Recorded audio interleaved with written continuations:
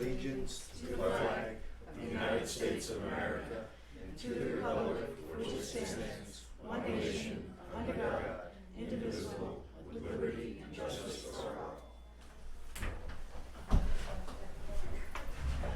Good afternoon, evening, everyone. I hope everyone had a good 4th of July and had time to think about that document right there for our independence. On tonight's agenda, we'll have the chief bringing up a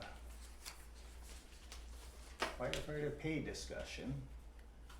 And then I believe we have some finance advisory committee people interested in it, in serving in that role. Very much appreciated to have people stepping forward. And then we'll have old and new business, and followed by a non-public discussion. And that's our agenda for this evening. Chairman Talbot is out tonight. We wish him the best. And we're gonna wing it. Yeah. So, with that, I think we'll hand it over to Meredith. I don't really want to sit at the head of the table, so I'll sit here. So what I did was, Thank you. I printed this. Thank you. So what we've been doing, as long as I've been around, is that fire department members have been paid a stipend for their participation in the fire department.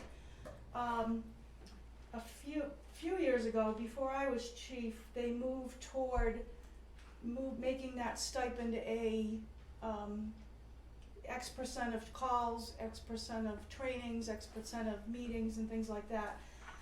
We did some research, and under the labor laws, that you cannot add or subtract or take away from anybody's stipend based on merit. So kind of what we've been doing has got to change. So what we did was I went around to all of the area towns, and I kind of got what they were paying their firefighters hourly. And then I went, if you look at the second page, what I did was I took kind of in the middle, so I didn't take the highest and I didn't take the lowest of the pays, and then came up with an hourly rate. And then we have a new system now in the computer that will track everybody. So if we enter in a call, it automatically figures out how long that call is, and then it breaks down based on everybody's pay rate what that firefighter would be making. Then what I did was because we don't have a lot of calls in town, I filed a request with the Department of Labor to have firefighters be paid monthly instead of weekly. Because weekly it's just gonna be kind of a burden on Roger, and kind of like small amounts on some cases and some other. And we did get that granted, and I did include a copy of that on the last page. So I think what I'm looking for is, we have to move in this direction, because this is what the state labor board is saying. And then it was how to be able to do that, to be able to stay kind of within the budget, hopefully, and make it fair and equitable to everybody. So the front page, if you look at it, is just the procedures that we'll be using, which will be everybody in good standing will be paid on a monthly basis, and then what they'll be paid for, which would be all of our rescue and fire calls, in-house trainings, and business meetings. And then other details as identified, like the Memorial Day parade, because everybody's marching in that, but there were other ones we wouldn't pay for, like somebody comes down on a Saturday and washes the trucks. We're not gonna pay them just to kind of hang out the station and wash trucks. We could fit that in on regular nights. All the tracking will be done, but the system is called Tempsys. It's by Image Trend. It's a new system we're going to. We're being forced to go to that anyway because of firehouses going away, and that's the system that pulls all of our calls out of our dispatch center. We did a minimum of a 1 hour callback, so our 1 hour minimum on each call. Some of the towns around us are doing 2 hours. 2 hours seemed like a lot to us. So what we're doing is 1 hour, and then the system will automatically pick up and kick every 15 minutes. So that if the call goes to 2 hours, then they'll get paid 2 hours, and it'll automatically figure that out. We wanted a check and balance to make sure that somebody wasn't just kind of coming in after the trucks left, signed on, and then went home. So the incident commander, and there's a different incident commander on every call. I might be there, or my deputy might be there. It's going to be his responsibility to release members at the end of the call and approve the attendance sheets, and then however long the call is. So if the call is 2 hours, they'll approve that it's 2 hours, and that's what'll get it entered in the system. Sign-in sheet will be that check and balance against the system that's coming out of what they call the CAD, which is the dispatch center. We didn't want a lot of people responding on medical calls, so only EMTs can respond to medical calls unless we're doing like a CPR call, which takes a lot of people, or a lift assist, which like a carry out on a mountain would take a lot. Right now, there are some departments in the area that are paying for out of department training, so Fire 1, Fire 2, they're paying their guys an hourly rate to go to that. My budget won't support that. And I also think that what it's doing is it's causing them to motivate themselves to go up the next level of pay. So we just left it that we would not be paying for any outside classes. And then there is a group of the list at the very bottom: administrative assistant, medical training, communications, maintenance, equipment. Those guys are people that take on extra. So the administrative assistant, like, will do all the payroll. He does all the letters with response to like life safety letters, things like that. Medical, she maintains all of the medical equipment for us, makes sure that all of our drugs are up to current dates and standards. Training, our training officer just arranges training for everybody twice a month. So those people are already on us. They get a stipend extra for that participation that they already do. Rather than trying to figure out every hour that they do on that, it was easier just to leave them on an extra stipend for that. So that's kind of where we are. I'm in the process of doing payroll right now under the old system, and the 2 administrative assistants are down there figuring it out. We figured right now, if we follow the state laws that says that you get your stipend no matter if you come at all or don't come at all, there's about 5 people that would get a full stipend for doing absolutely nothing. And that just didn't seem right, which is why we're kind of moving toward an hourly rate. So those were the 2 justifications for doing it. Was the state law wouldn't let us be flexible with that stipend, and because of that, there's 4 or 5 people that would get their whole stipend for doing nothing, or coming to 1 call and no trainings, or coming to 1 training and no call. So As far as the end of the year balance sheet, and I know it's a little bit of like budget work, is best guess. This hourly rate, what do you anticipate that it will improve? it looks like this year, based on last year's number of calls, so last year we did just under 200 calls. It looks like budget-wise, because there's gonna be some people who don't come, then won't get paid, that will be okay budget-wise. And at the end of the year, I think we'll have a better idea of whether we need to increase that budget, that line item or not. But right now, I think we'll be okay. And then If not, I'll have to take it from somewhere else. if it's going to a payroll, Yep. does that kick in the ability to get the benefits that come with being on payroll? No, because you only get benefits if you're over more than 30 hours, So these would all be consistent. These are part-time. all under 30 hours. Would the fire Yeah, so- department still be considered volunteer, or is it Yeah. even? It's still Still considered considered volunteer, even though volunteer. you're getting paid. Well, for we're the not hours. officially volunteer, we're officially a call department, which means we respond to calls, but we're not based at the station. Hmm. So there's only one really official volunteer department in the state, and I can't even tell you who it is now. I used to know. Really? Does Yeah. just Everybody one? else gets some kind of stipend or some kind of reimbursement. I would guess most people in town figured we have a volunteer fire department, Well, we kinda are volunteer, like the selectmen but you get are. paid. Yeah, so we've always gotten a stipend, and I think the stipends originated way back in, golly, I've been here for almost 30 years, and it was before that. I think it was more to kinda cover their expenses of gas to respawn and stuff, and that's what made it. But now they call it a call/volunteer department, and that's what most of the departments in the state are.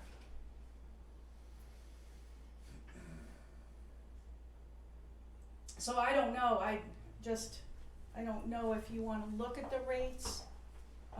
I also did compare these, I did pull them from, I did get Peter's rates for his guys and the police department rates from their guys too, to make sure we were kinda in line with other town employees as well. Taxes have always come out of their pay anyway, out of their stipend, so it doesn't affect that at all. That would be the same. Were they under, is there a workman's comp liability with taking? Yeah, they're all covered under workman's comp anyway by being employees of the town, so they've got all of their paperwork filed with Roger to make them official employees of the town. Whether so it's they're covered stipended by- or, Yeah, they're covered by work comp and by, liability insurance through the town, just by being on the town payroll. And that's always been true. Okay. Nothing I have to do to call Primax and add Nope. anybody? Nope, they're already added automatically, that's by filling out all that paperwork, background checks and everything, that we already do that. Okay. All of that W-9 and everything that Roger takes care of it, they're all automatically covered. We give them, I think we send to Primex a list of employees every year, Mm-hmm. so. I have a question. It says here, members will be paid 1 hour minimum for any call lasting 1 hour or less. When does it flip over to 2 hours? It goes up in 15-minute increments after that, so as soon as you hit an hour and 5 minutes, it'll kick to an hour and 15 minutes. Okay, So, just the hour was the base, and then from there it'll kick 15 minutes, so we didn't Okay. have to do, so we weren't going from an hour to 2 hours. thank you. Yep.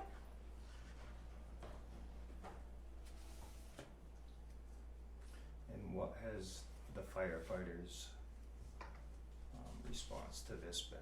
They actually, for the most part, the ones we've talked to are all for it. So, a few months ago, I did present the fact that, I mean, part of it is, I'm sure there's the people that would love to keep getting their stipend for doing nothing, but that just doesn't seem right. But the ones that work really hard, that show up on every single call, and there's probably, we've got a membership of 24 people, 28 right now, I'm sorry, with the juniors. And out of that, probably 14, 15 or so are regulars, and those are the ones that are for this, because they're the ones that are doing the bulk of the work.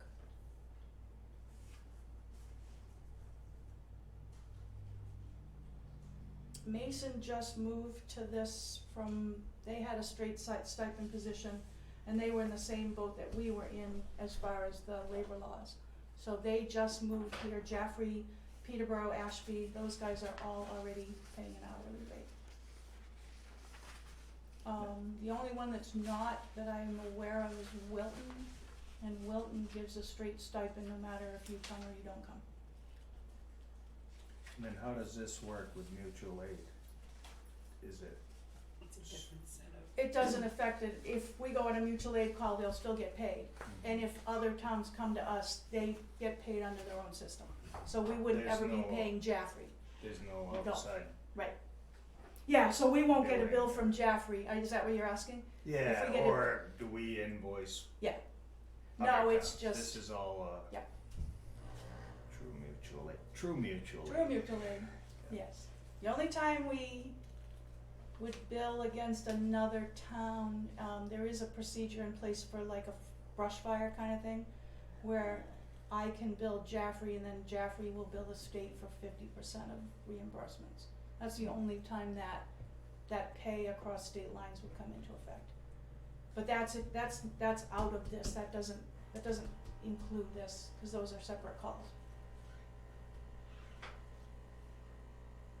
So we are hoping to do it July 1st, but I think I think I must have dropped the ball, cause I had sent it a few months ago and then didn't follow up on it with you guys as far as putting the rates in place.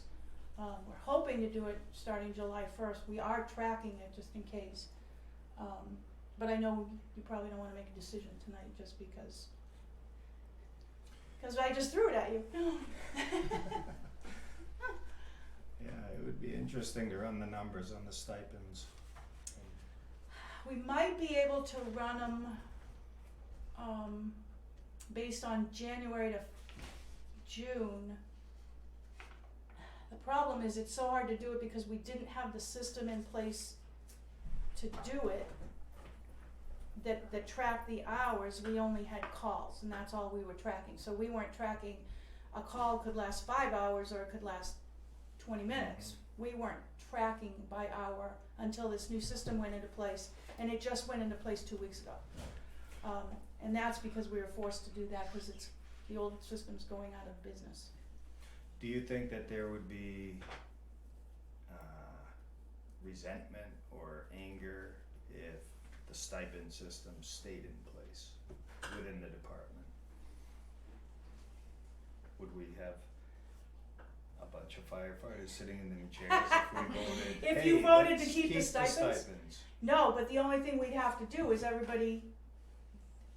guess I did talk with the state, and what the state said was, and this is the labor board at the state, not the state, but the labor board, and what they said was you can't base a stipend on merit. Mm-hmm. Now you can define what a member is, and whether you could say a member would be, it might be something we'd have to run by legal or something that says a member would be, makes X amount of calls, X amount of training, X amount, you might be able to do it that way and stay on a stipend. Mm-hmm. But what we were doing before was we had a block of calls, so January, cause we paid twice a year, we had a call, so January through June, there was this block at the top of how many calls they made each month, and then down the bottom it was training and meetings.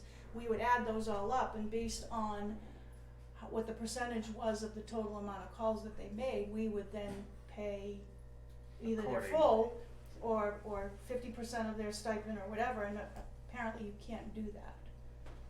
So we would have to, if we stayed on a stipend, we would have to determine what we want a member to be, and then they would just get their straight stipend, as long as they made whatever we determined that to be.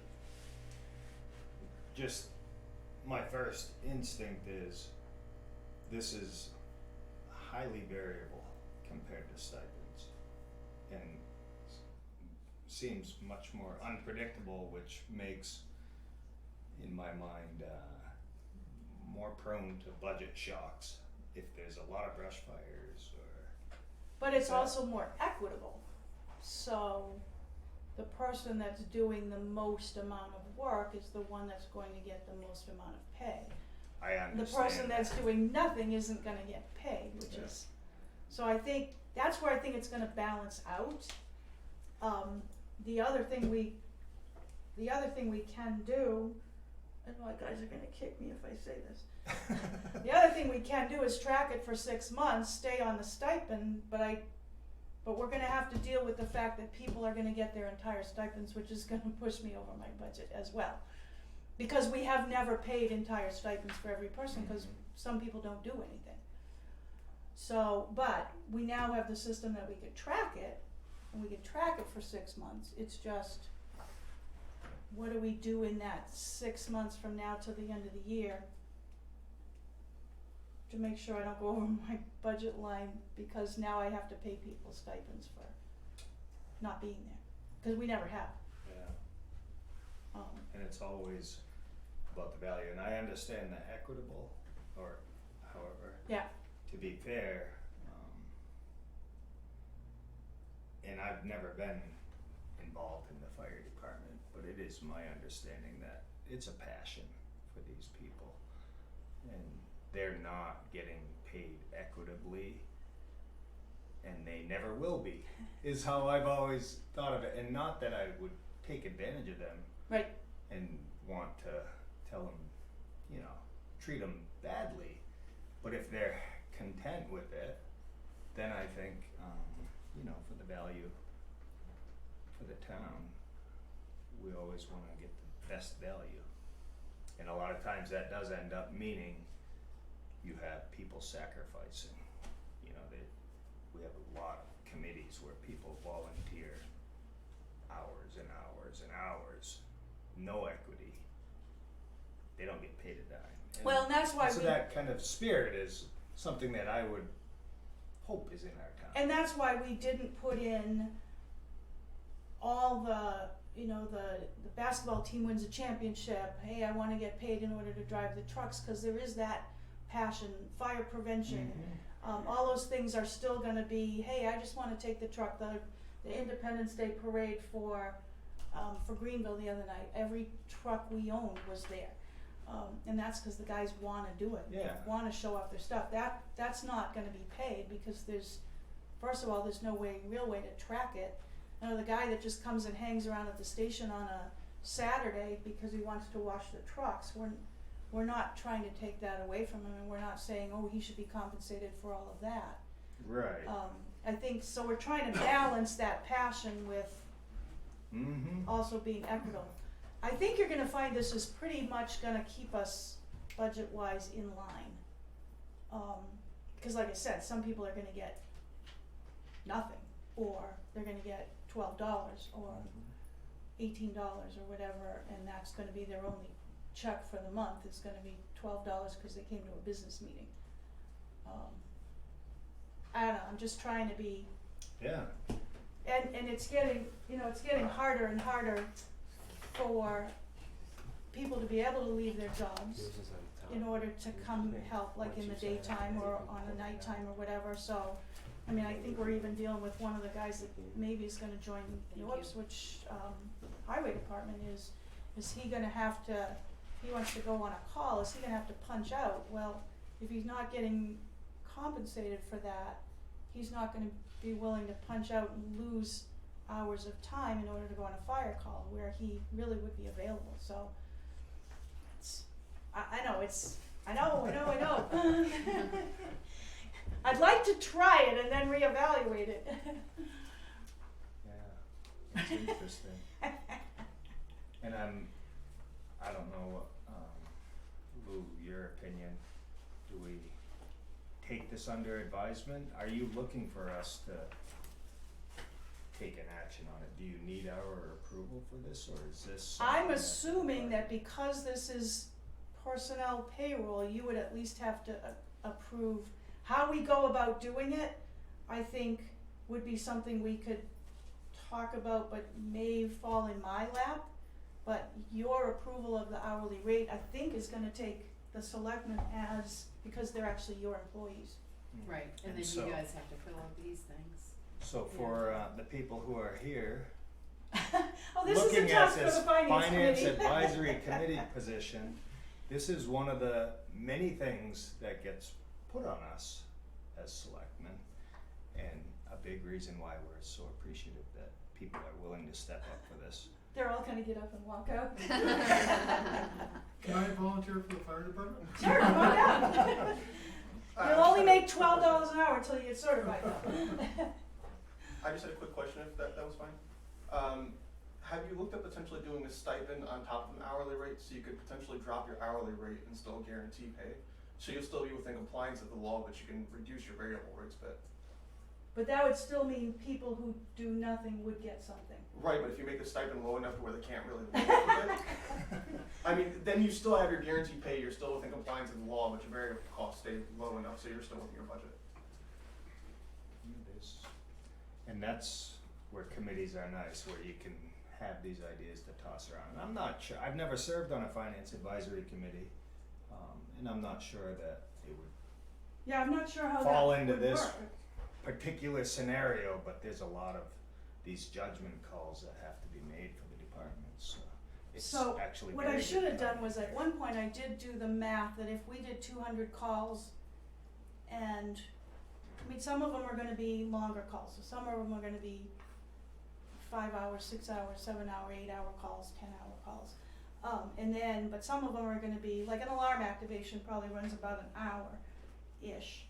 I can, what I can do is put together some numbers, cause I did it at one point, but I didn't save it for whatever reason. I can give you a 6-month estimate, actually probably a year estimate based on 200 calls. That would be fantastic. I can do that, and then can I email that to you so that you would have that information? Yeah, if you could run it through Debbie. Yep. That would be great for us, and Yeah, cause Yeah, I think that hopefully would next give you a week. better understanding of mhm, how this would impact the budget. yeah, We keep running right around 200, 189, 220, 225 calls, so the call volume is pretty much the same, so it wouldn't be too hard to figure out, even if everybody came to everything, what the cost would be. I can do that this week. yeah, if you could run it through Debbie, yeah. I'd like to ask a question. Are there seasons during the year where you get more calls than others? We seem to get more calls in the winter time, one because car accidents go up and building fires go up as well. So our peaker, if that's a word, times would be in the winter months. I was thinking that besides, what you just suggested in terms of taking the data that you do have and trying to extrapolate from it, is doing a pilot, either way, where you do go to the version that you're advocating for let's say 3 months and report back, or collect data for 3 months and based on not only the number of calls but the length of time that the system is going to give you, and then generate out what that would be on a yearly basis or at least on a semi-annual basis instead of the 6 months. I think 3 months would probably not impact the budget significantly, but give you some valid data to extrapolate from.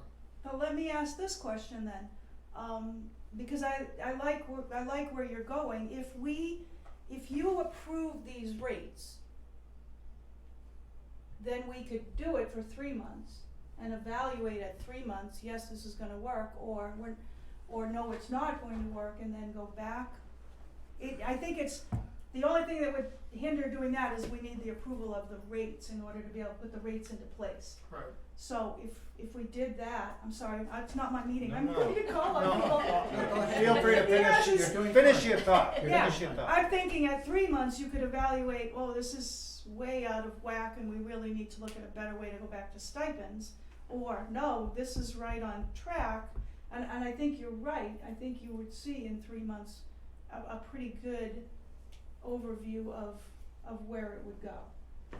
Before you get called on, considering, I just wanna ask one question. Yep. Considering the seasonal aspect of the calls, meaning that winter calls for chimney fires or building fires, brush fires probably in the summertime, but there's, the wet seasons of spring and fall, there's probably less. Do you really believe 3 months will give you an accurate estimate? Or do we really need to take it out for a 6-month period of time? I mean, we lost 2 weeks, or basically a couple of weeks worth, because we didn't get started with this on July 1st.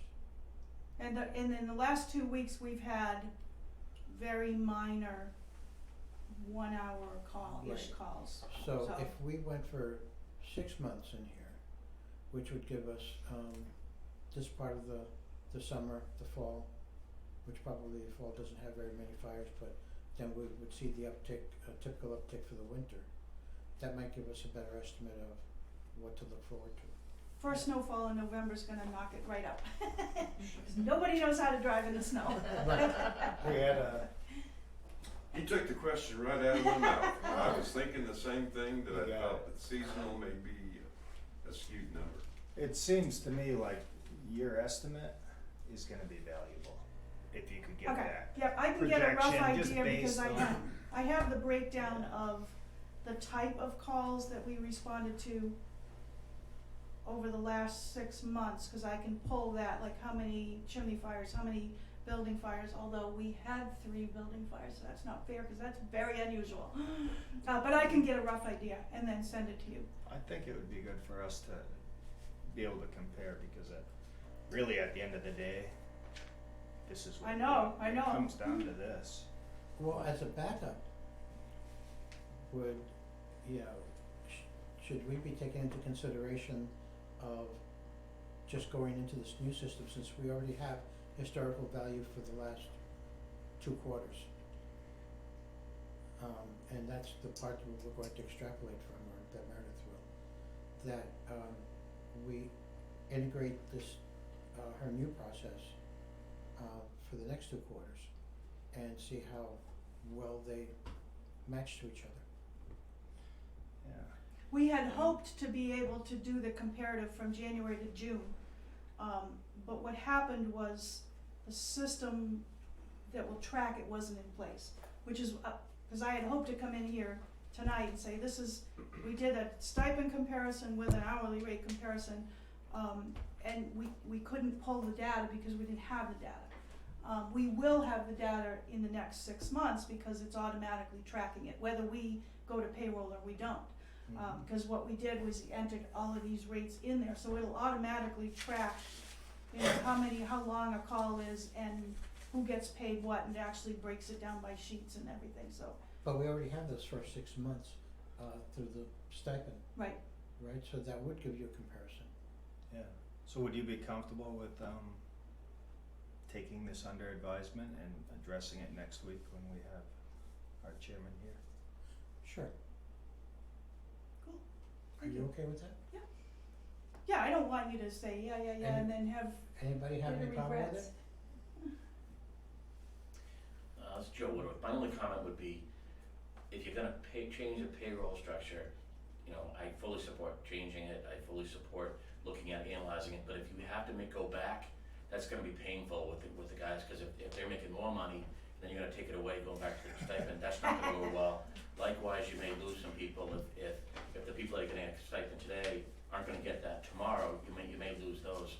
So before you make the change, my recommendation is think that really through, because it's gonna be, if it turns out positive for the employees, they're not gonna wanna go back to stipend, and then you may lose some of the key contributors. That's why I think we So take it it under advisement, advisement yeah. right now, and we try to figure out the best. Let me, in that week, let me run the numbers on what this would have given us for payroll for the last 6 months. It's gonna be an estimate, because I'm just gonna kinda, It's gonna be for a lack of a highlight. better word, guess. I'm gonna, guess, well, this call was an hour, this one was 8 hours, this was 10 hours, so, and then I'll add them all up, and it's, the only problem it's gonna be is trying to figure out, just even if you took a base of how many people would potentially be there. It's gonna give you something, but it's not gonna give you, I can't sign my name at the bottom saying it's completely accurate. It's gonna be a ballpark of, at least, yeah, I think I can stay within my budget, or no, I don't. But you already know how much you've paid out in stipend for the last 6 months. Yes, but what I don't know is what it would have been to pay them out if we didn't pay stipends. Right, because that's what you're looking for. Which is why I was recommending that we consider starting it now, and then to use the number that we get at the end of December or 1st of January. Yeah, and I'd like to postpone it Yeah, at least a 1 week is fine. Yeah. The only thing we can't do, because we will get ourselves in trouble with the labor board, would be if we decide we're going to stay with stipends until the end of the year and run this as a comparative. At the end of the year, we can't then decide we're going to pay this, cause we'll be in violation of the payroll. Cause you can't go longer than a month, without paying out to an employee. Well, you're saying that, the legality of paying everybody stipends is in question anyway. Yes, Current. it is under our current, which was approved by the selectmen Years ago. before I was chief. So that system that we have in place is not legal. I hate to say that in a public meeting. Needs to be refined. So it either needs to be amended to defining what a member of the fire department is, and then saying if you meet this membership requirement, you will get your whole stipend. Or we need to go away from it and pay hourly, we can't keep doing what we're doing. Yep. So, Alright. I will, do you want those, you want that comparison just for an Yeah. idea, general I idea? think so, for all three of us, if you could email. Even though we wouldn't be legal to continue it.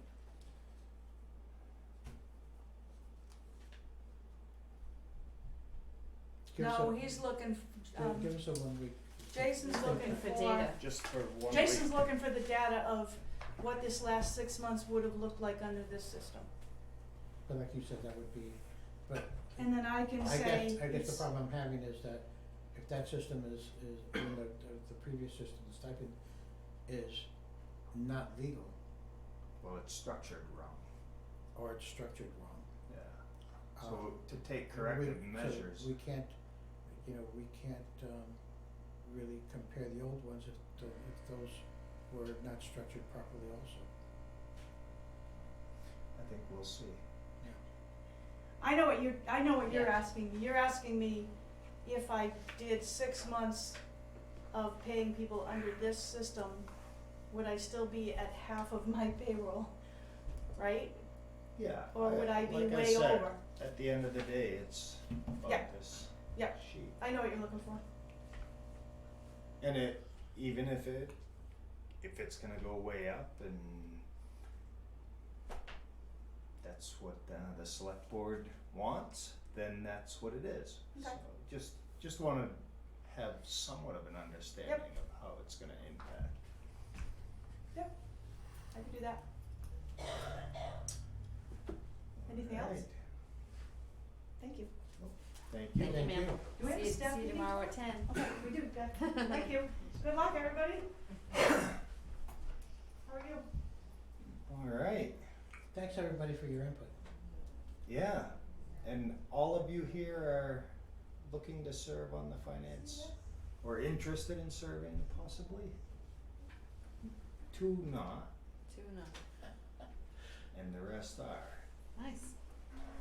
So I think our hope here was to get to know you and give you the chair, and maybe you can explain, or not explain, but say why you're interested in the position. I think is key for us as selectmen. We would be appointing, and yeah, your interest in it and what direction you think the town should be heading in. Any volunteers to start it off? Here you go, Mitchell. Sit over here. You can sit right there if you want. Well, this That's You said easy. say, That's fine, easier. No one will take Sean's seat. Well, thank you for inviting me to the meeting.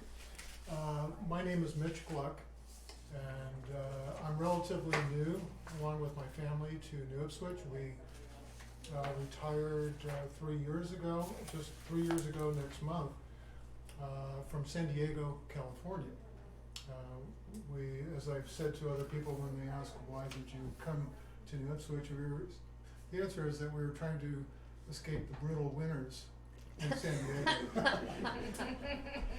A little bit about my background, and by the way, my wife is here with me, and in our household is my daughter, son-in-law, and my grandchild as well. Lucky. And my mother-in-law and father-in-law are in Jaffrey. We all moved basically almost at the same time, so it's been great.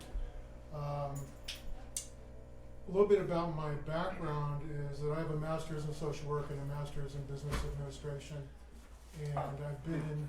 Okay, I'm sorry to Okay, interrupt. I no. should have prefaced this. Anybody who comes to these meetings should know that this is live broadcasted on the cable channel and then uploaded to YouTube. And so I just want to make sure everyone's aware of that. That's fine. So I apologize. Thank you, no, that's quite all right, thank you. I've been in the psychiatric field for my entire career. last 35 years as a hospital administrator. And in my last position for 10 years, I was a hospital administrator with the county's psychiatric hospital in San Diego. So I've had a lot of experience with budgets, although municipal budgets versus healthcare budgets, you know, there's obviously a lot of differences. The reason why I'm interested is that first of all, I'm very interested in integrating more into the community. I'm a member of the Historical Society and doing volunteer work with them. I'm on the budget advisory committee for Messinic School District. I've been doing that for the last couple of years.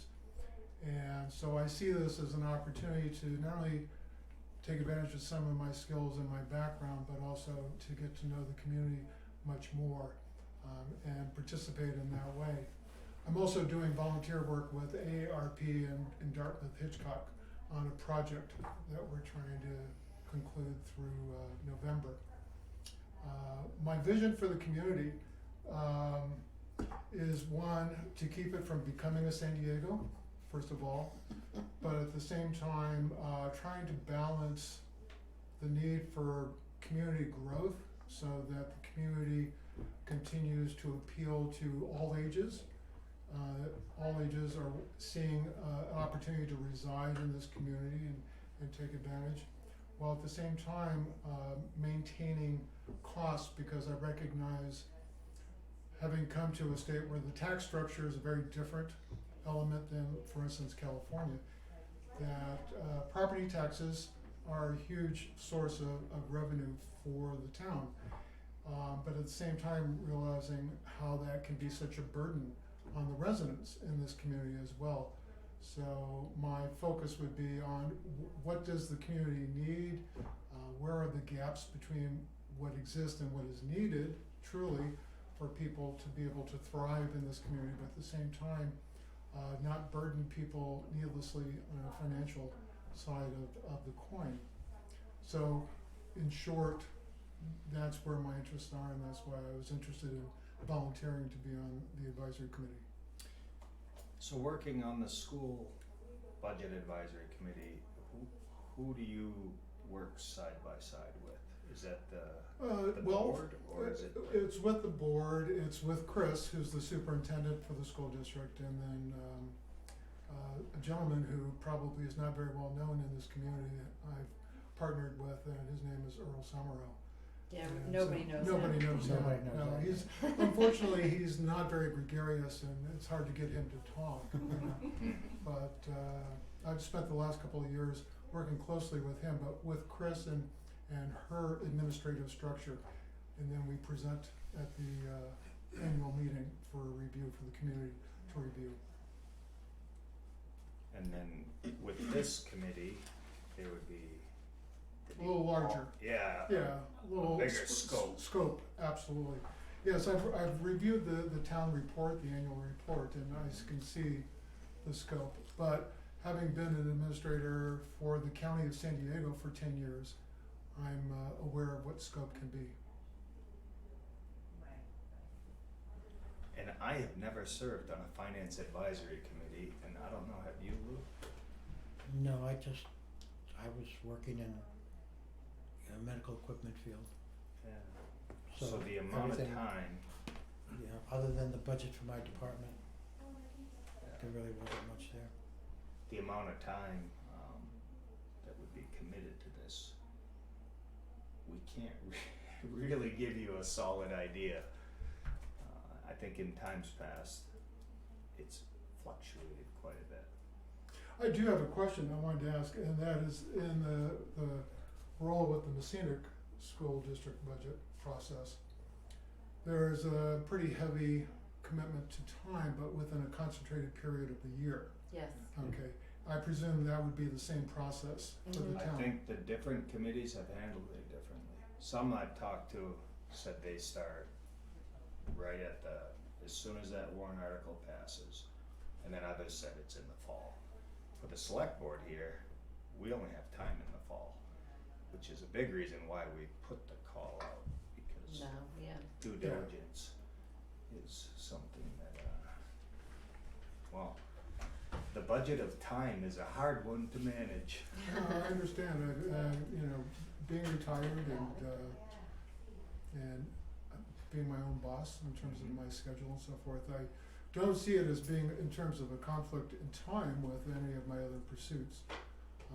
So I'm not concerned about that. So what, just for the others here, how much time do you put into the school budget? Well, we usually start at the end of October, beginning of November. It varies, depending on when their own internal departments get their budgets put together. And it's about 6 weeks. And we meet once a week, maybe twice, rarely, a week to get some things done, particularly if we have a lot of questions or there needs to be more work done to give back to us in order to review. But we're done by the first week in December.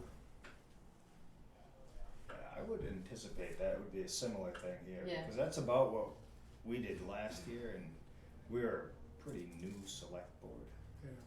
So I would think if that was all your focus was.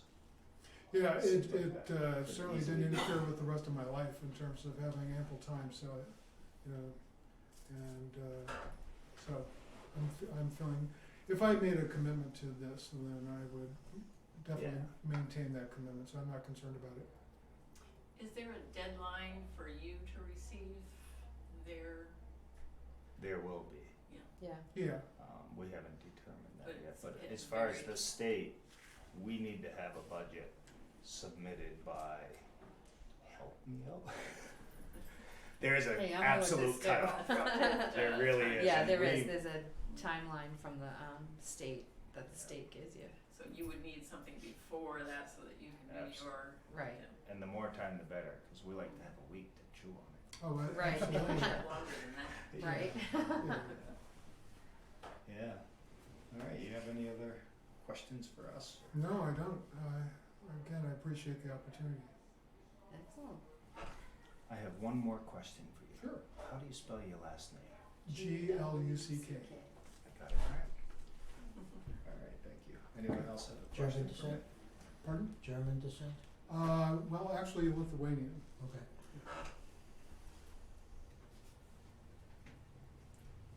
Alright, Okay, thank you.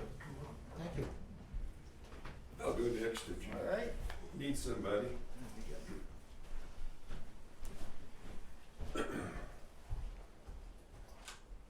Hello, everybody, and thank you for inviting me to the meeting.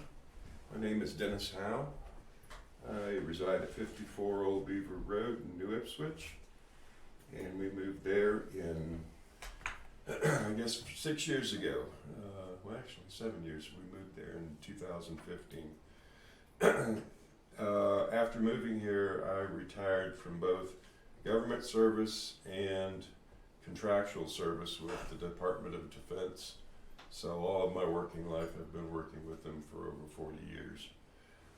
I'm a retired lieutenant colonel in the United States Army. I served 22 years. The last 12 years of my service was in the comptroller and budget field. I got into that field because when I was at West Point, I got my MBA like Mitch. And once I got into the field, the Army wouldn't let me out. So I was kind of stuck there for the rest of my my career. Some of the assignments that I've had, I have been a budget officer in numerous Army organizations, including one of the positions was the Deputy Chief of Staff of Resource Management for 7th Army.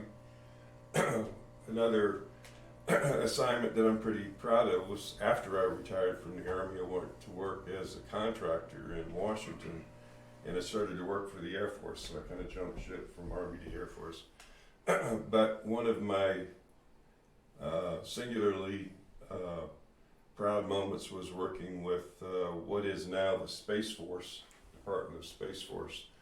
In the Air Force, they had a space command, and we managed all the missiles and the satellites and all of that stuff. My position there was the program manager for resource management for that entire program. So I've had numerous opportunities working in several different organizations and not only in Department of Defense, but also Veterans Administration. Also, I did investigations, investigating companies that wanted to do business with the Veterans Administration, doing contract work, and unfortunately there are a lot of fraudulent businesses out there, and I went out and did investigations, and I managed a team of 12 investigators that did that worldwide. So Wow. that's the kind of background that I have. Why do I want to do this? I guess I'm a glutton for punishment, and I've done this all of my life, so I might as well just march on. Questions? That's a pretty impressive resume. Yeah. So as far as how you see the direction of this town, the vision for this town, because this plays a pretty key role. You know, Well, that's defining- one thing I didn't say. I love living here. After living in so many metropolitan areas, when I moved here for a reason, because I love the environment of the country living. I love the people. We've developed a lot of friends here in this area since we've moved here. We get together frequently. And so I've got a personal interest in ensuring that not only one, do the taxpayers get the bang for the buck. That's very important to me. I am also a very fiscal conservative. So that's why I wanted to do it. Make sure everybody was getting what they're paying for.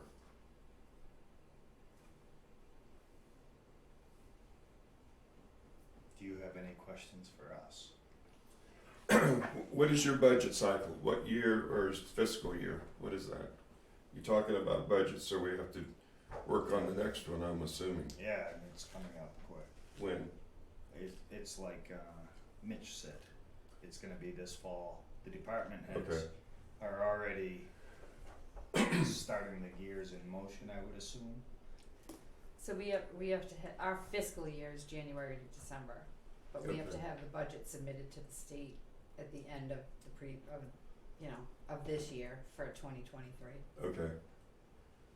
So I'm assuming in the past, did all the organizations' activities within within the town have the data that they can identify to the committee so that they can look through those numbers and make sure that we have an equitable, balanced budget? Sort of. This sort of. Sort of, because what happens is the budget really doesn't get approved until the election's in March. But we have execution data we can compare that to, correct? Okay. Yep. That's important.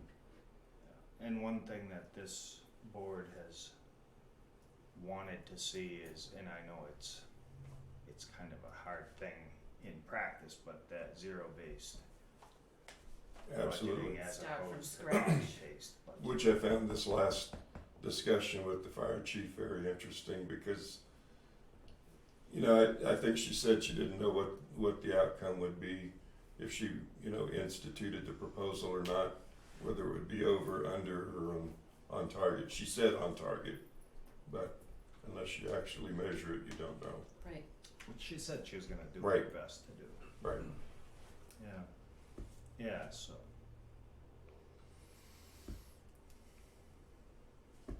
Anyone else have a Okay, question? you have any for questions this? for us? Well, the first question was, how soon do we need to get to work? And that's like right away. Mm-hmm. I did look at some of the paperwork, before I came over here to see what the previous finance committee did, and I noticed it was obviously vacant for about 3 years. Mhm. And so has there been a process instituted prior to this, say in the last 3 years, to get us over the hump? Not from a committee. Everything has fallen on the selectmen, and they're trying to get people Mhm. from town and residents to give input, so it's not 100% on the selectmen. And that, you guys with all of your financial background and strategies, et cetera, to you know, hey, we could cut here, we have to add here, whatever, however it would Right, work out. And,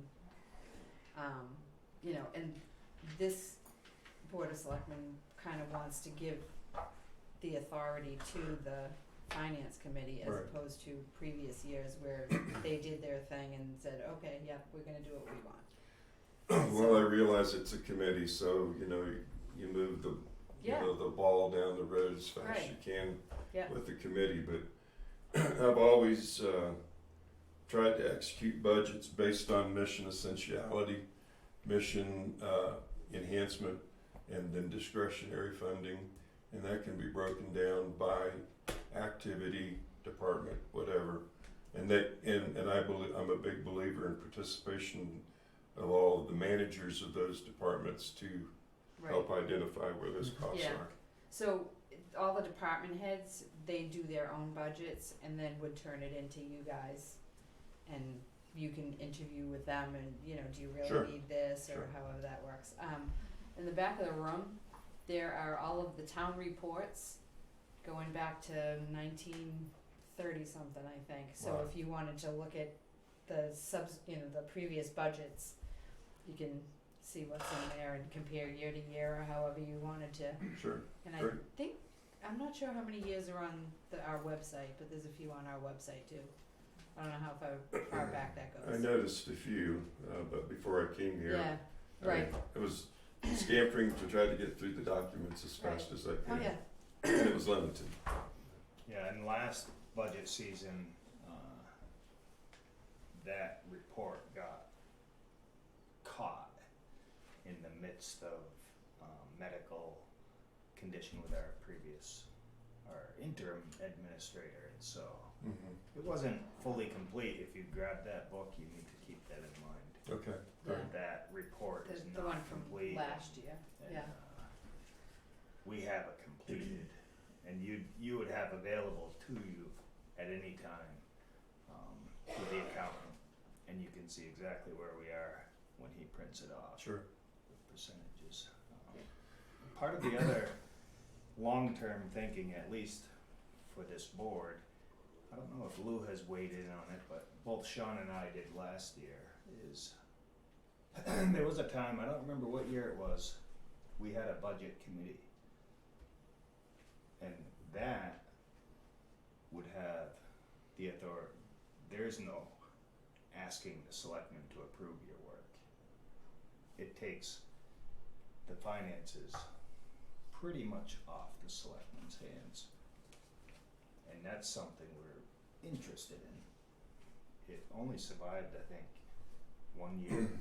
Would that include the approval of the baseline budget, Yeah, Yeah, whole thing? that's everything. right, because The in that selectmen case, no they were- longer, Okay, they were elected individuals on the finance committee I see, versus an Yeah. advisory committee, I see. which is you're there to advise the selectmen on the budget and Right. and again, that's advisory. it is Yeah, advisory and in the can past, be- As Debbie pointed out, the previous selectmen organizations usually would listen to some of it, but slough some of it off. I'd Right. rather not Yeah. get we don't- into we the don't previous need- select. Right. However, that is, it's neither here nor there for us today. But this is a hope, Yeah, because sounds I'll like there's just some say- building to do. Mhm. Yes. yeah, and I'll say, as I've been a selectman for a year and a half, I've been on and off sitting in them chairs for most of my adult life. More off than on, seeing what's going on, but somewhat involved all my life. And here for this year and a half, I think there's a lot put on the select board, to the point where everybody's telling you, you're just kicking the can down the road. You ain't getting nothing done, and these kinds of things, and they're right. Right. But it's because of that. And I think for the selectmen to do the things outside of the budget is hard enough to keep that ball rolling on that end. Awesome. So, that's good to know. Any Thank other you, questions? sir. Thank you. Oh, thank you. I'll go.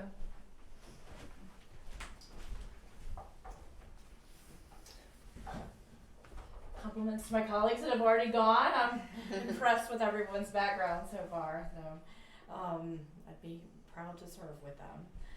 My name is Nancy Clark. I've lived in town for just about 5 years. My background, my professional life, I'm an attorney. I work for Divine Millett and Branch, a full-service law firm in Manchester. Most of my practice is focused on commercial real estate and corporate business transactional work. Prior to living in New Hampshire, I spent 17 years in Washington, D.C. working for both government and private industry type roles. In a variety of capacities, working on both public and private budgets. And my legal work now, I'm involved with, a lot of real estate tax issues. We do work representing individuals and businesses on variance and special exception applications. And so I'm interested in getting more involved in my town, and also, view this as a professional development opportunity as well. Certainly it's related to my professional work. As far as the budget is concerned, I think, there's a delicate balance that has to be, between, making sure that we have sufficient allocations for town needs, but in this larger sort of view of the balance for long-term planning. So I think there's sort of a critical eye that needs to be taken towards looking at the individual yearly allocations versus what can be achieved over the longer term. I guess my question for the board would just be sort of in the interest of sort of delivering a product to you all at the end of the deliberative process for the finance committee, what you all be looking for. Is it sort of a presentation? Is it a written report? What is it that you would like to see from the committee? It would be this refined, really, and its bottom line numbers is, and it was how we approached the budget season last year, was we asked the department heads to bring them forward. We'd look at the bottom line, try to compare it with the last 5-10 years, and then if there was need, we'd dig into all the little details, but it all has to be backed up with all the little details. And so What I'd be looking for, and I think I'll speak for the group, is some guidance. As we're all from different aspects of a working environment, and we may not be the best ones when it comes to allocating money or seeing what we need. We have the individual department heads telling us what they need. We also try to figure out, we have what we call CIP, and that's used for us to do future planning in order to alleviate the peaks and the valleys for capital equipment purchases. We need more guidance with that. We need more help with that, because we have to look out at, let's say a dump truck is going to cost $120,000, but we only need a dump truck every 10 or 15 years, and how to allocate that out over a period of time to keep the tax bases as even as possible for the people. Yeah, I think that's something that I'm interested in. I think that gets to the point about sort of looking at individual yearly budgets, but sort of this longer term view of how you use your individual yearly budget for this longer term budget process.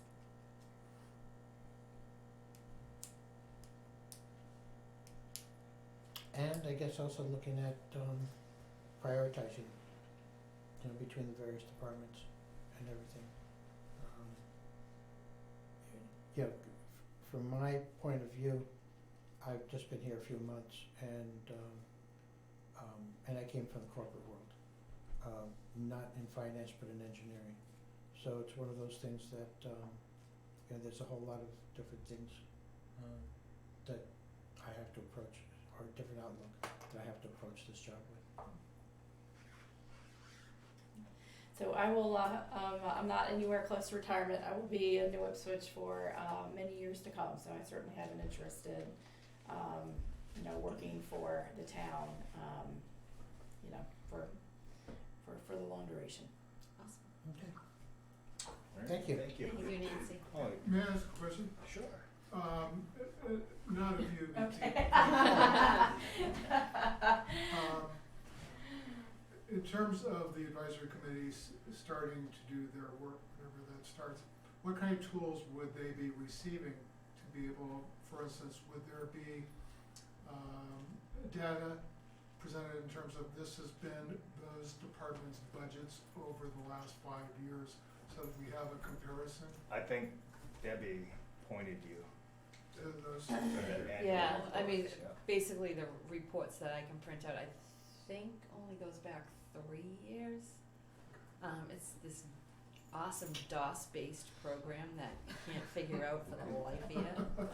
So, yeah, I'm in the process of learning how to use that because I can't figure it out. So, I mean, I can print out reports for each year, for each department. What Jason has there is what was allocated in the budget that was approved in March in one column, and then what we've used so far this year, what percentage is left of that line item for the whole entire town, for all the departments and everything. So I can print those at any time with guidance. And in the report that you have, Jason, if there are significant variances from budget, are there any explanations, or would we need to meet These with are that hard department head numbers. to? So, oh, I see what you're saying. So, he's saying, like, if the highway department went way over their gas budget, Yeah, all it does is tells me that. yeah, So right here, for the instance, report itself won't tell you why, What but the you'd have to ask the department head. Yeah, this report gives you a percentage of the money left Right, at the end. So you have some pretty good tools to work with, and I'm sure that both the accountant and the administrator do their best to. yeah. And those for every year are printed in those town reports.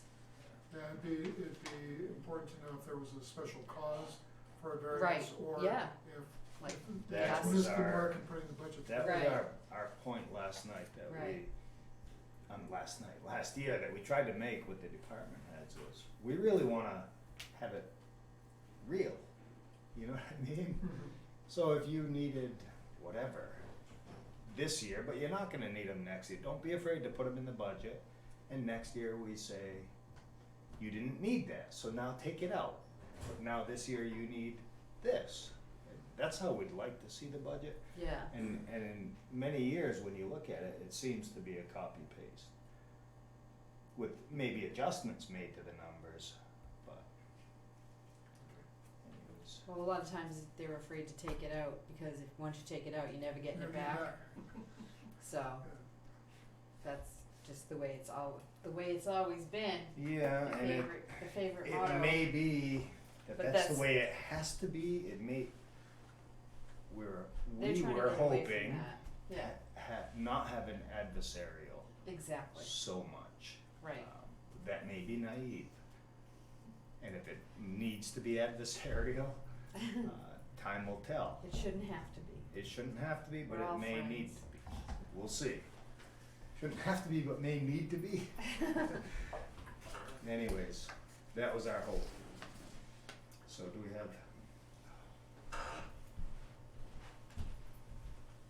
Everyone?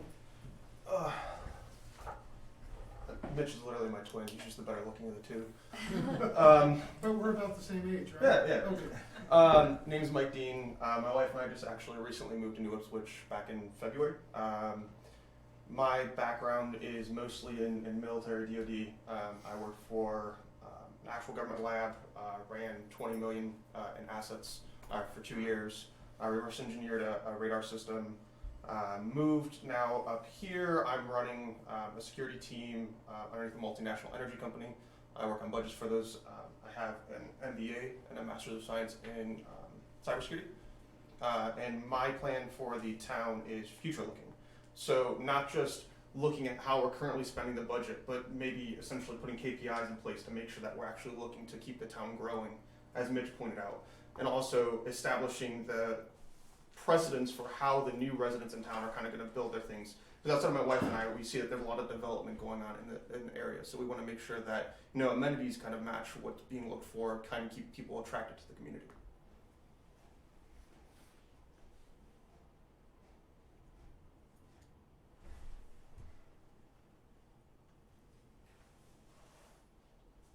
Any questions, Lou? I don't know.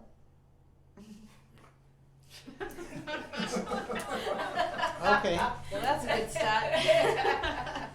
tell me how you would do that.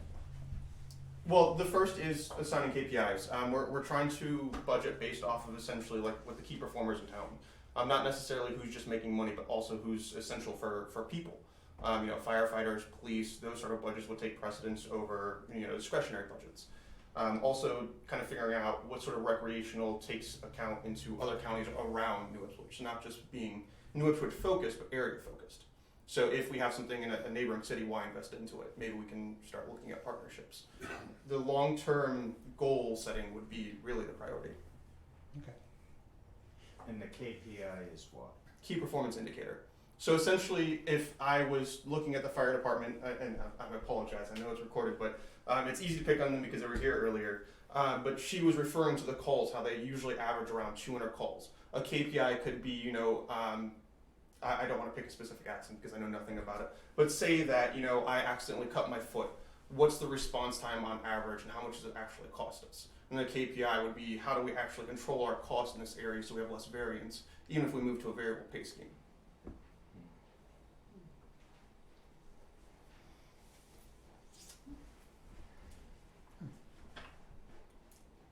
So it's pretty much to what they were all speaking to, having more information on the individual line items, but it wouldn't be like you jump in the first year and just assign KPIs and go through it. You would start establishing essentially your baseline and then look at what actually qualifies as success for the area and then start establishing those KPIs over time.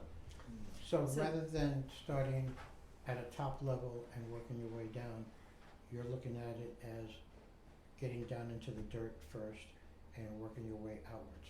Yeah, that sounds like the Selectmen's goal is to start from a zero budget. So essentially, we know nothing. We want to establish what's actually important to the city and work our way from there. Okay. So, sorry. No. I'm just go gonna right throw ahead. this out there. So, right now, the immediate need is for the town's budget Oh, absolutely. for all of the departments, but the capital improvement plan definitely needs help too, and that's all the long-term But it would be a focus. different, Is that, different. yeah, That's right, yeah. I think you still want to marry those efforts, though. You I definitely understand. do. You definitely do. Yeah, definitely understand Right. what you're saying. Yeah, okay. Okay. I think, if I may interject, And I the think one theme that I'm hearing from everybody who's sat in that chair, and I think you've said it well, is that, if you are looking at, a mistake that's made in a lot of budgets is that people think that they can make things better by getting more money.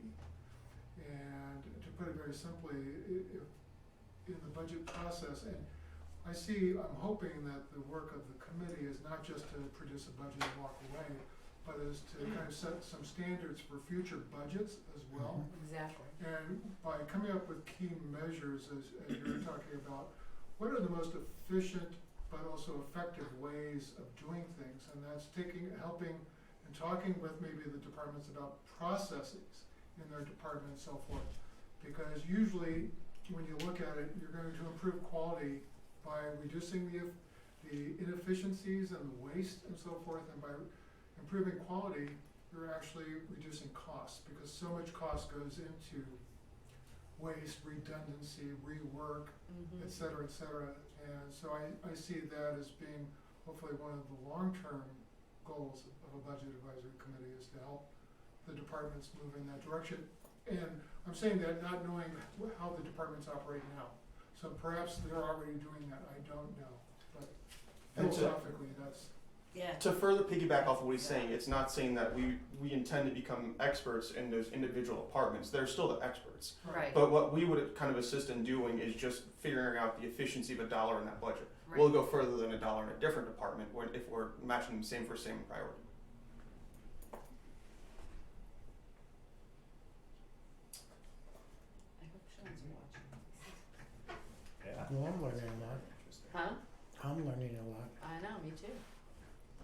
You guys are teaching us a whole bunch of stuff. well, I read this book about an hour before I got here, just about all this stuff. I swear, you All right, well, thank you. Thank you. After you, sir. All right. Hi, John Severino. Thanks for having me here tonight. Oh, you're John Severino. I am. And nice to meet you. Good to meet you, finally.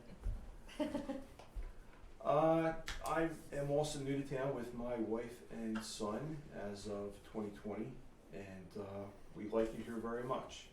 And I just want to get involved and help make it and keep it a nice community and beneficial to everyone who lives here. I'm an attorney. I've been one since 1991, and started out practicing back in Maryland. I practiced in Maryland, DC, and Virginia. Now licensed in Massachusetts.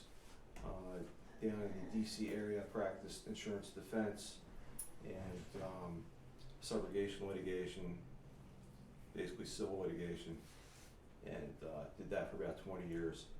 Then I moved up to Massachusetts with my wife and son. My wife is a native Massachusettsan, and That's an odd term. is that, or Massey, what do they say? And now we're here in New Hampshire, and I am currently not practicing. I'm working for a company that audits legal invoices. So I'm responsible for auditing invoices produced by other attorneys for insurance companies, and I do about $4 million worth of that each month. I do not have a financial background. I have more of a litigation background, but I did work on business cases and contracts, that kind of thing. So mostly, like I said, subrogation, personal injury defense, criminal defense, a lot of general practice back in the 90s, and I'm not currently licensed in New Hampshire.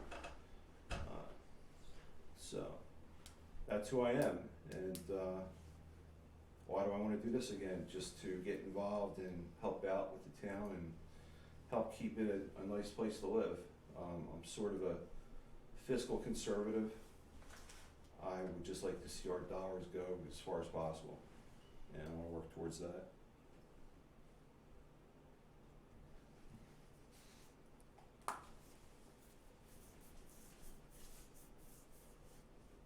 I'd like to compliment you on your greater Baltimore, Southeast Pennsylvania accent. I love it. Fully originally. Yes, I know. Can't seem to shake that, but why would I want to?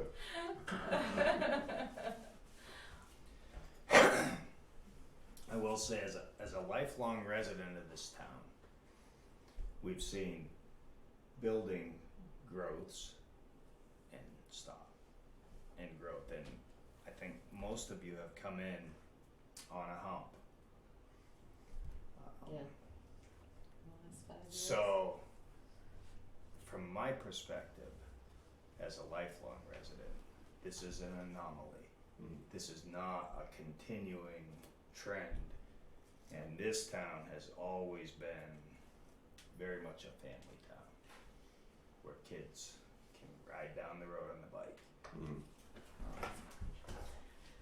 The fiscal conservative is something, without it, it won't be a family town.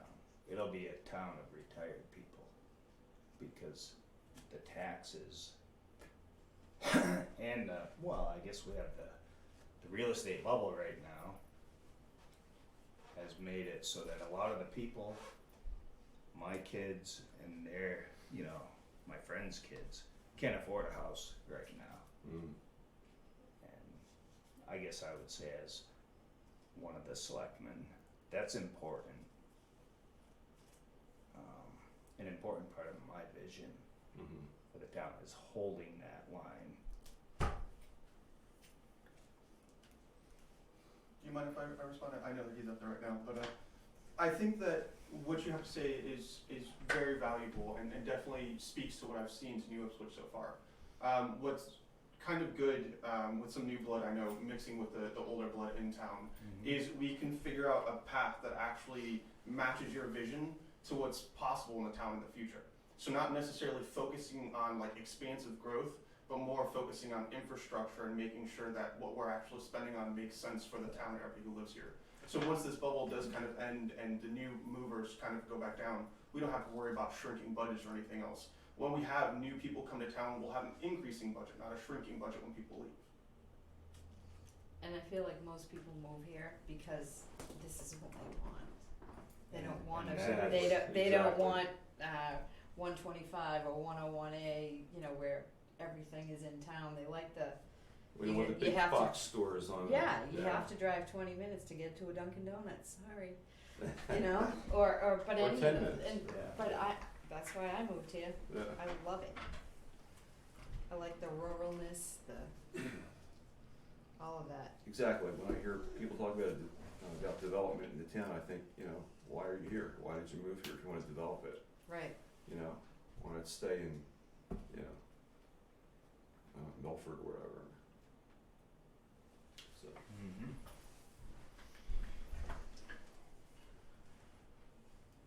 But I'm not a candidate for the Finance Advisory Committee, but I'm just noticing that there's, yeah, we have a lot of A new theme. people in town. Yeah, oh, I know, and everybody seemed to move within the last 6 years. And it's great to see people, yeah, want to get involved. Well, I guess the pandemic had a lot to do with that. I work at home now, and I have a little extra time because I'm not commuting to just outside Boston any longer, which ate up about 4 hours a day. Imagine So, that, yeah. isn't that crazy? A good thing, cause now I look at gas prices. Right. So, Alright, Yeah. thank you, sir. Do you have any questions for us? or- I don't. I think my colleagues have asked a lot of excellent Yeah, questions. And, well, Yeah. and it's getting harder and harder yeah. Yeah, to keep the, thing right, rolling, because so much has been addressed, but Yep. thank you. Thank you. Thank you. Nice meeting you. Nice to meet you. We met Joe last week, but if So, you, yeah, so I don't need to step up. So, my name is Joe Woodworth. I had volunteered to participate in this if the need was there. After all of you, I'm not gonna devalue. I'm happy just sitting back and watching what comes of it. So, I've enjoyed the conversation, but I'm good. Thanks. he was drawing. wait, what did you mean? No, I don't want the job. No, I said I don't want the job. Oh, So I came in thinking that people weren't gonna be interested in it. If something was around that I could help out, I would. I've got very little experience in town management and fiscal and so forth. I'm a finance guy. I got an MBA in finance. But I'm okay with, I'm leaving it in your hands. You know, I'm proud and happy. Since you're here, you have to get on the board. well, if the selectmen asked, would you accept? That's an interesting question. Can I make a point real quick before you answer? Sure. I'm assuming you've been with the town longer than us at 6 years. Well, I moved to New Ipswich, well, let me just stand up. I moved to New Ipswich full-time in 2017. I bought a summer camp in New Ipswich in 2004. So I spent, it's a summer camp, that means I'm here like 7 months a year. So I've been around quite a bit. A lot of my friends, most of my friends up here are townies, so I love the small town atmosphere. I'm the guy that drove the Razor here tonight. I love that. I don't want any of that to change. So what you said is exactly what I'm thinking. I'm very fiscally responsible, and I'm the president of the Pratt Pond Association, so that's where my camp is. I've been the president for like 7, 8 years now. And I just signed up for 2 more. Another thing I wonder why I did, but you know, I contribute there. But I was interested in town activities. I saw this come up. I wasn't convinced anybody was going to volunteer to do it, so that's why I raised my hand. I wasn't either. Yeah. I'm shocked, and I Yeah. love it. I think it's awesome. So I'm perfectly comfortable watching the outcome of what you guys do. It's Well, awesome. the point that I was gonna make Okay. is having you on the board might increase the average time that we've been in town, so if we do wanna leave before this month, that might be a really good thing. You know, that's not a So, bad idea. could you, Be an alternate? answer the question that I asked? So, I mean, if you were to ask, absolutely, I would step up. Alternate is a great idea. Or even if you need somebody to help out in a certain way, I'd be glad to volunteer some time. But again, I don't have a lot of town fiscal responsibilities. Although I do have an MBA in finance, I've got an engineering degree. I deal with $10, $20 billion programs at work all the time, so I'm comfortable with numbers. How many positions are you looking at being on this board? That we were willing to start a board with 3 people. Is it, is it? So, but there is no cap. There's No cap. Nope. But the selectmen, I'm hoping next week are gonna be able to discuss this and, You have a lot Have of enough. good resources in this room. It's amazing. There is. I'm so impressed. I Yeah. love this. and You know what makes me really happy? I was referred to as the new guy here in town. now you're feeling like an old timer. And I moved in 1988. So this is very heartwarming. To die So- here. Thank you for your Right. time. All right, well, thank Thank you. you, sir. It's really hard saying no. I know, right? Hey everyone, I'm Luke Moran, and I think I probably have lived in town more than all of you combined. Maybe not exactly, but I'm born in town, I'm 6th generation in town, and I'd like to raise the 7th in town. So the reason why I would be interested in volunteering on this board would be because I plan on living here the rest of my life. I pay taxes in town, so I want to see where the money goes. But I know taxes are easier to pay for me than maybe my neighbor who's 80 or my grandmother or something, you know. So I'd like to see where the money's going and hopefully make it good for the future, like my children and myself, and affordable for those who might not be able to pay the increased tax. Because it seems taxes maybe don't go up every year, but they do go up, and some people with fixed incomes probably can't afford higher taxes by hundreds every year or whatnot. So that's my interest, and that's why I'm here in town. But my experience in finance is only with myself and my business. I am a self-employed contractor. It's been 7 years now, and I think I'm doing pretty good at it. I don't know, I haven't gone bankrupt or anything, but the accounts seem to go up, and I have a paid-off house in town, so I think I'm doing okay with finance. But I don't have any degrees or experience with any town financing, just my own. That's impressive. I don't have any questions for you guys, but anyone have any questions?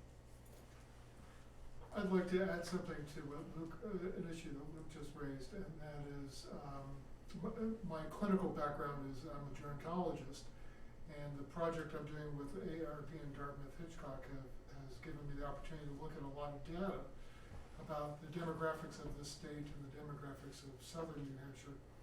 And about 35% of the population is over the age of 65, and they're predicting by 2030 to 2035, 50% of the population in the state will be over the age of 60. Wow. So I think in terms of wanting to keep the community a family based community, but also being able to take care of people as they age in place, is a delicate balance, and you have to consider all ranges of the demographic population in terms of, making sure that people can stay in their home, they can afford to stay in their home.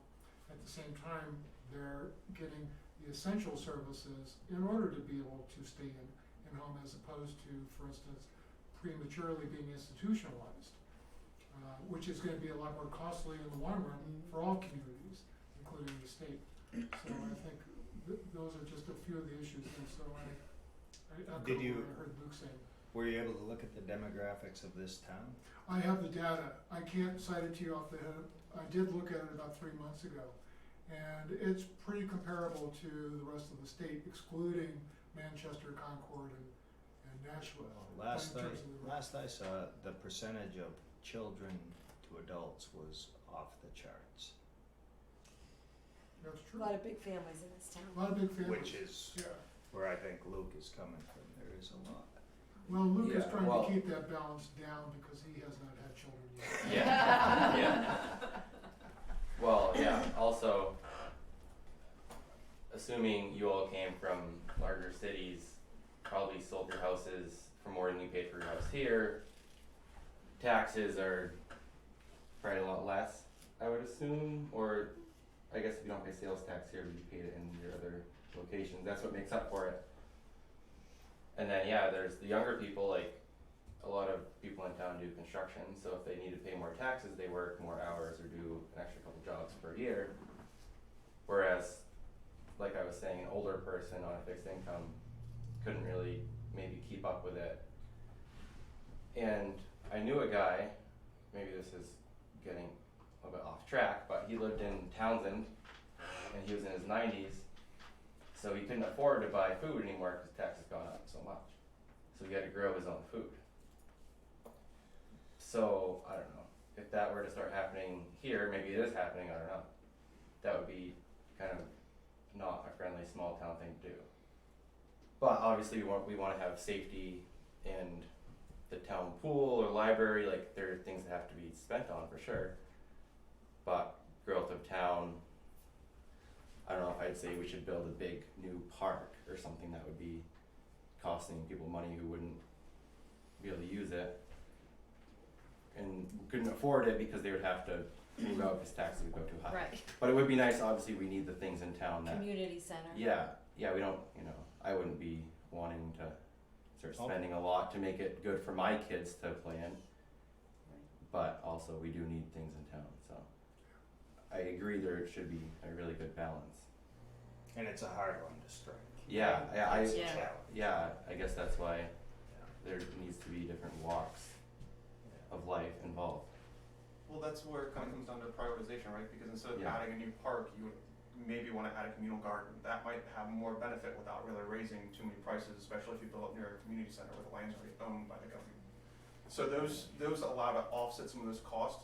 So it's easier than directly giving assistance to the older generation, but it still allows us to provide ways to keep them in their houses without increasing their taxes. Yeah, and they could grow their food in the garden that they would need to pay the taxes. Well, I'm just joking, yeah. yeah. Yeah. that gets into a whole Yeah, loop. And yeah, what you're saying exactly, is yeah. right, but the taxes are already being paid for the area if you're able to leverage somewhere that the government Yeah. already owns. Yeah. Awesome. I'm impressed. Any questions? No, I, All the questions have been asked. yeah. Well, You're thank you, making Luke. great. Thank you, everybody. Yes. You guys have given us a lot to think about. I know. I'm very Mhm. And I excited. do hope our chairman is able to watch as well. He's gonna have to.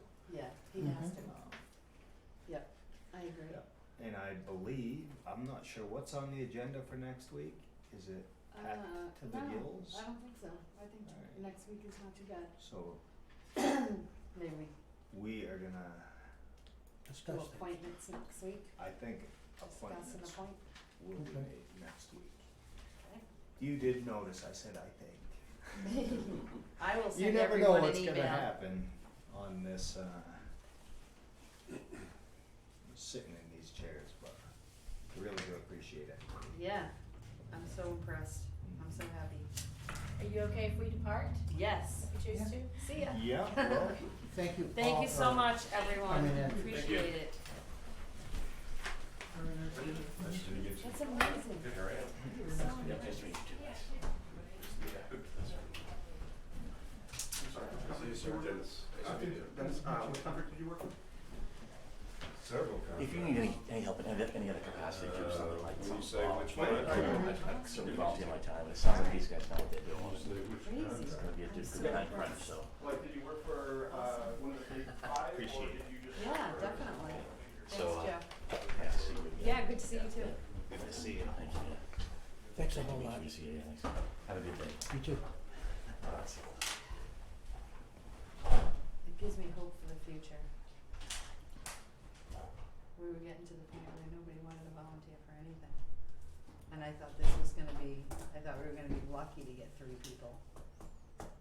I'm so impressed. You know what my initial reaction is? You're on candid camera, don't you are on camera, so Yeah, I just said the same thing. that's not As long as it's a generalization. It is generalization. Well, Have, I guess it doesn't, have every one of them on there, right? because there's such So a impressed. balance of all aspects of life, with them all. I agree. we will discuss it next week. Yes, we will. All right. Old new business. All new business. I'll let you Lou. start. You wanna start with me? Yes. Okay. Old new business is going to include that, it seems that let's start with the dump truck first.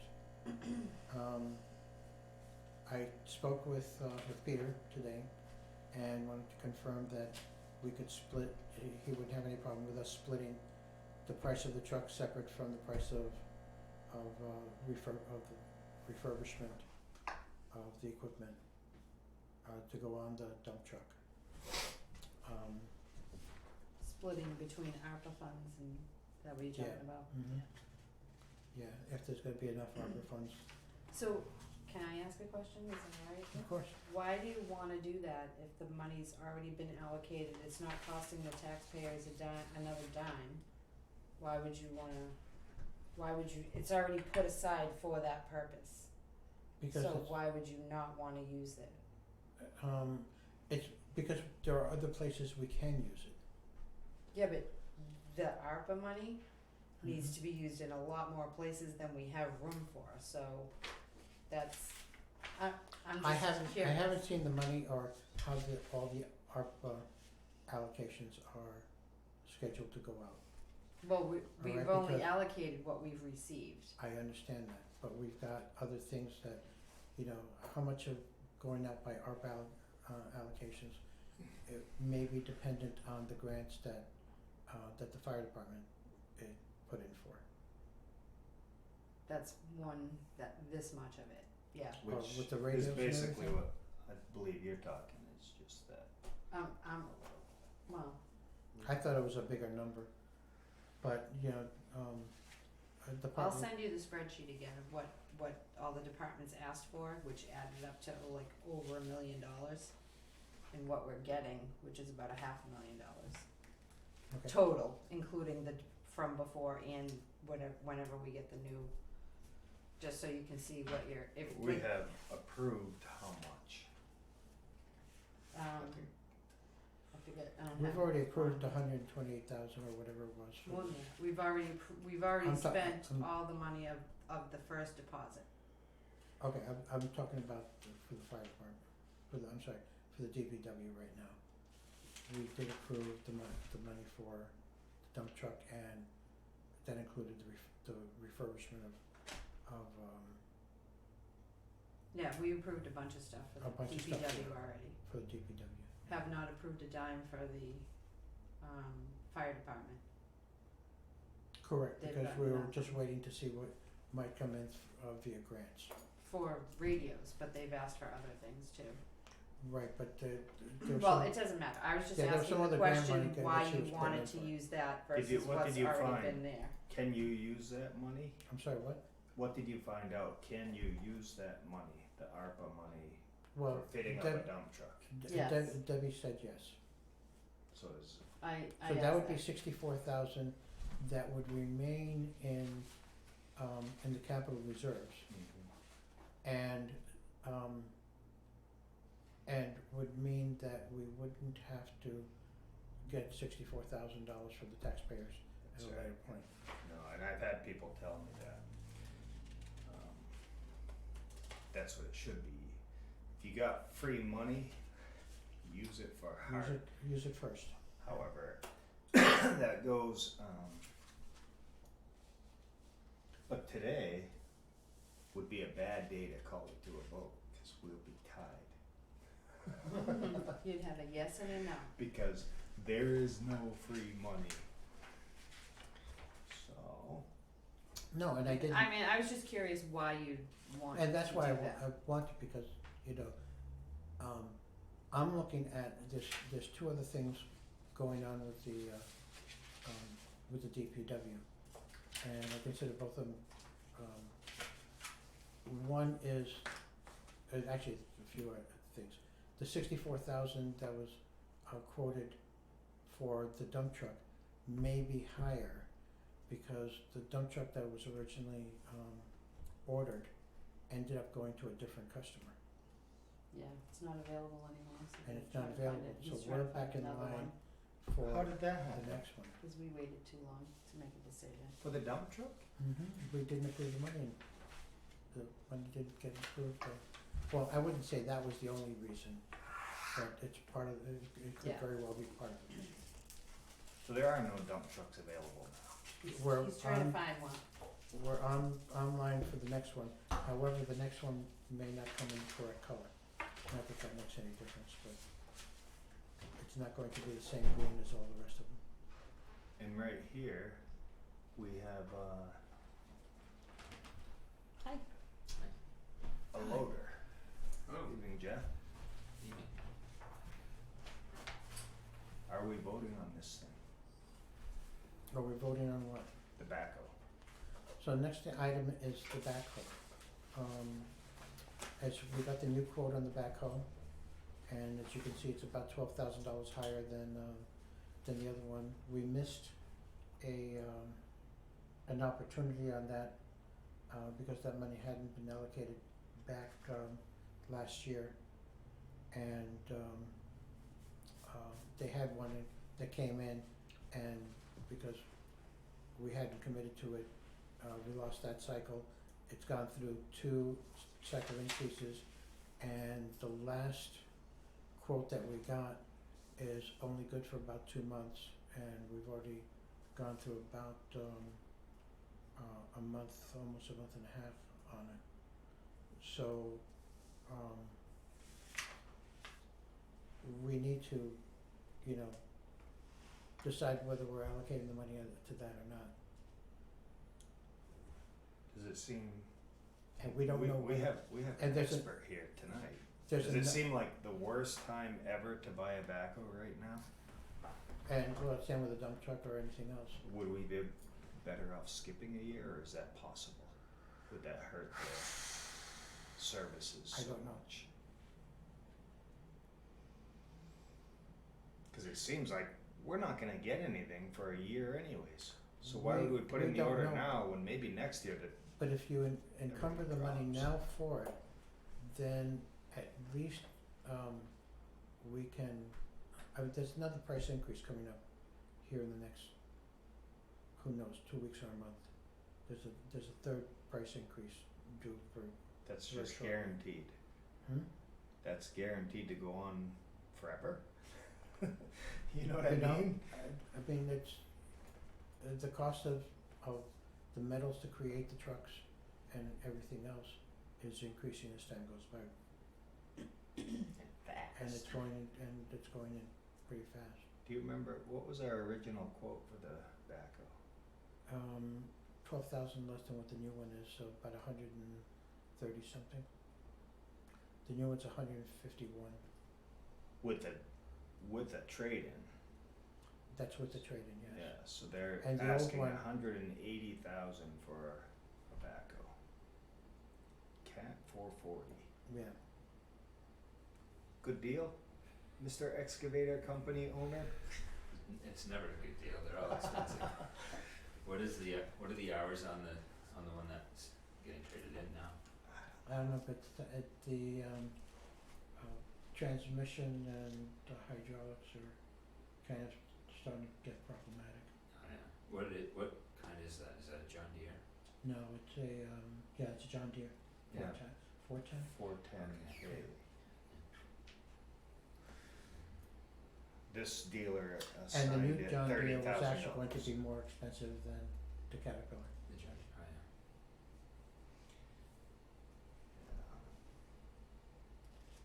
yeah. And last time we snoozed, And it you cost the losed. town 15,000, you said, 12. on this? 12.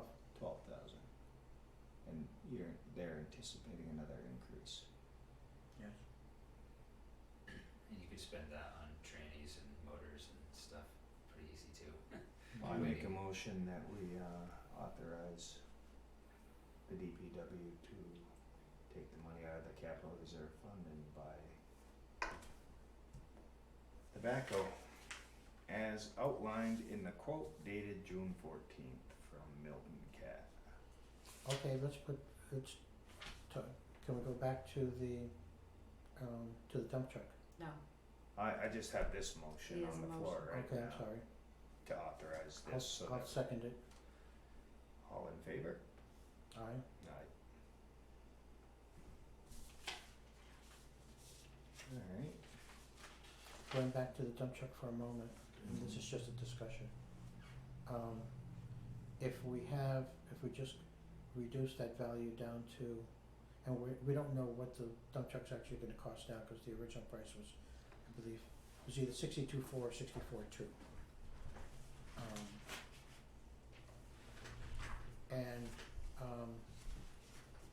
And even that price isn't locked in yet, because that dump truck quote is at more than 2 or 3 months beyond its original quote date, or quote expiration date. So we don't know, it would have been that price had we gotten that one before, that we missed out on. We don't know what the current prices would be right now. so we can't even. Dealer doesn't even know what to quote it for a price right now. well, What kind of twilight zone is this when they don't even know how much something costs? This is crazy. Because they don't know when it's going to come in and what the prices are going to be. And I should warn that that's how my presentation is gonna be with the PD renovations. It's gonna be twilight zone just like that. We don't know how much things cost. right, It's across the board, something's going on. Don't that's- even get me started on that discussion. Well, I'm just pointing it out, Yeah, cause no. I know we're on TV and Yeah. so don't be disappointed that we can't tell you this is precise. Right. Cause it's hard, it's And really then hard the nowadays. third thing that we've got is the lift in the DPW department. That's got some rust on the bottom, which I was thinking that maybe to get an extra year or two out of it, we could have somebody fabricate some brackets down near the feet and weld them in place to strengthen those rusty spots. However, Peter brought up a very good point that that the chains used to lift the equipment are the original ones. And I looked at the date on the tag today, and it said that lift was put in 2006. So we're looking at something 16 years old, and we're looking at 16-year-old chains and all the operating equipment there. So I Is don't that know. Bad? I don't know what their lifespan is, and I don't know if there's anybody that could measure it and tell us, or do we, or just, replace the chain, or do we just replace the whole piece of equipment? Don't we just leave that up to the, Do you, yeah, to Peter? Yep. He's gotta make his determinations on when tools get Well, that's up to, replaced, yeah, right? it's up to Peter, but that would be something else coming out of the capital equipment fund. Possibly, yeah.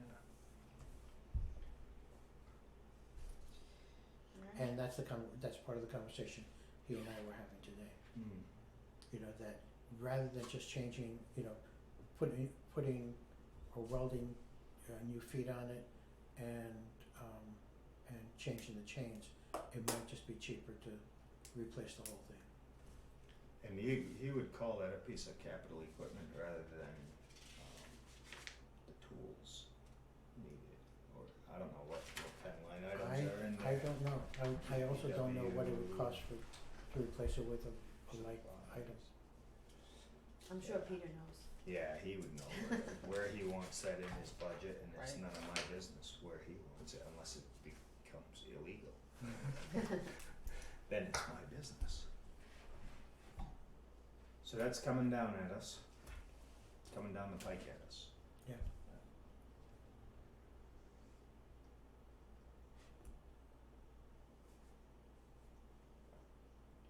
And, you know, also coming down the pike is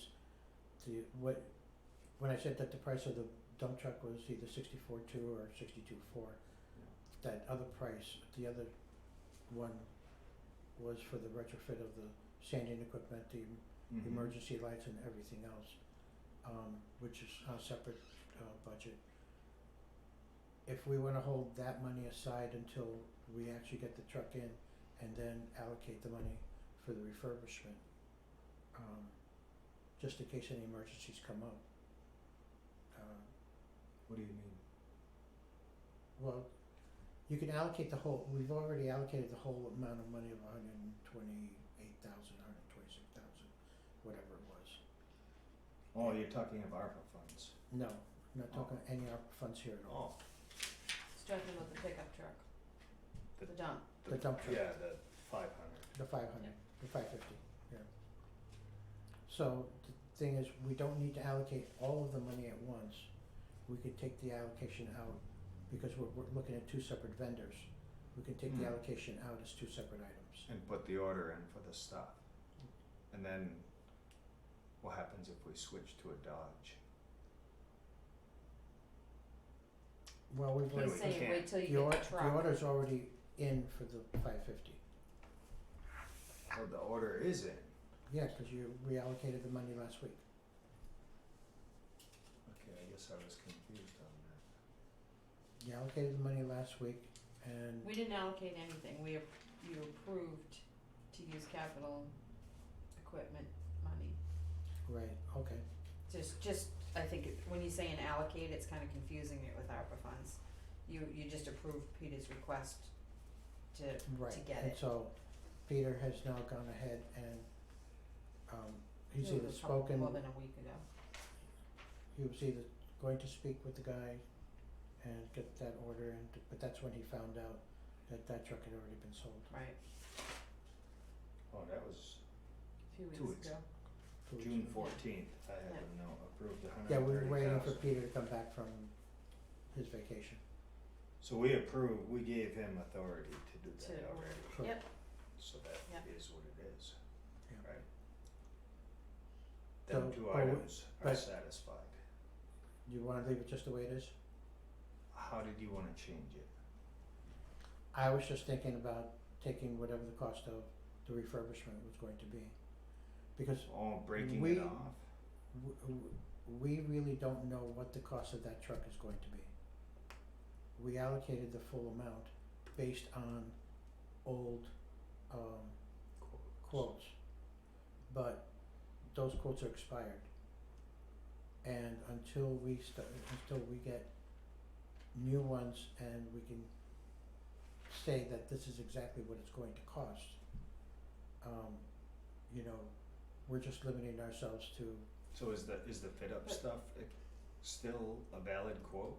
I'm sorry, is it what? The fit up that's needed for the sanding equipment, the plow and all We that, have is that- no idea. We haven't asked.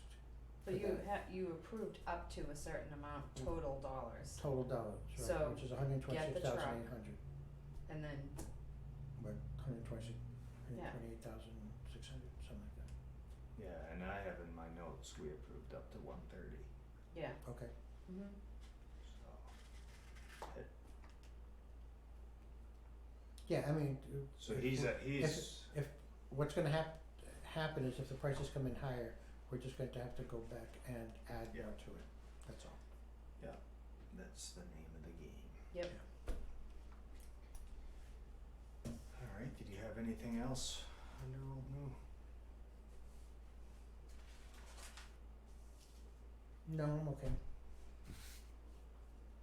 Just want to bring you guys up to speed. Thank you, sir.